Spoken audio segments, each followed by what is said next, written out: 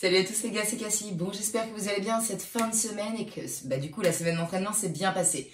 Aujourd'hui, en ce vendredi, on aura un minimum de 10 minutes. Rappelez-vous, un minimum, c'est each minute on the minute, c'est-à-dire que vous avez une tâche à faire sur la minute le plus rapidement possible et que le reste de la minute sera votre récup. Et du coup, sur la minute d'après, vous enchaînez avec le mouvement suivant. Les mouvements, quels sont-ils? Vous allez avoir, du coup, comme j'ai dit, 10 minutes au cours desquelles vous devrez effectuer 20 burpees et 20 dumbbell snatch. Concernant le burpee, vous voyez, vous en avez 20 à faire en moins d'une minute, ce qui est assez juste. N'hésitez pas à réduire le volume au besoin ou alors tout simplement à faire du up and down si vraiment les burpees, par exemple, à la suite des derniers WOD qu'on a fait, ça vous fait mal aux épaules. Pour rappel, le burpee, ça ressemble à ça. Essayez de vous concentrer aujourd'hui sur le fait d'être le plus rapide au sol, c'est-à-dire de passer le moins de temps possible de façon à pouvoir enchaîner les répétitions très rapidement.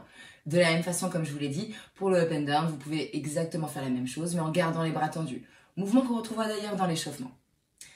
Ensuite, les gars, pour le dumbbell snatch, je vous préconise bien entendu une dumbbell, mais si vous n'en avez pas, vous pouvez adapter. Utilisez par exemple soit une kettlebell, à ce moment-là, faites un départ en hang, ou alors tout simplement une bouteille d'eau. Pour rappel, le dumbbell snatch se démarre avec la charge entre les pieds et vous devez amener cette dernière au-dessus de la tête en une fois. Ce qui va être extrêmement important, c'est le moment où vous allez passer avec le coude proche des côtes, de façon à garder la dumbbell proche de vous et maximiser justement la vitesse de passage.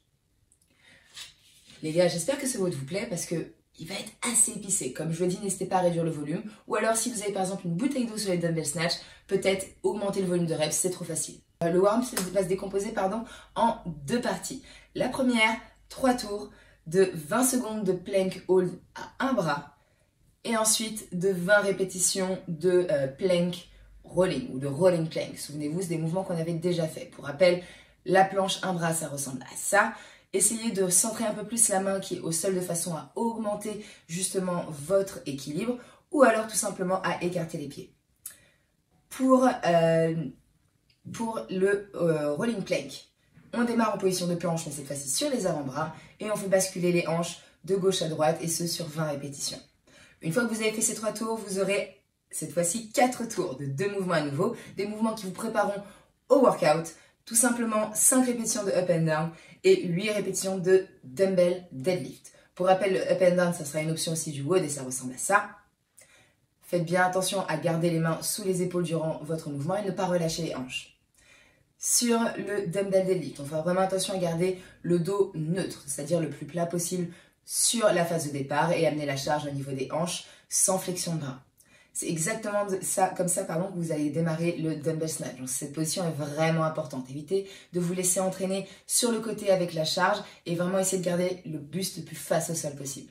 J'espère que ce WOD vous plaît, il va être assez épicé. En effet, vous aurez un gros volume de reps. En tout cas, je vous attends à midi sur le live Zoom. Ce sera David qui va coacher. Et d'ici là, passez une excellente journée. Salut!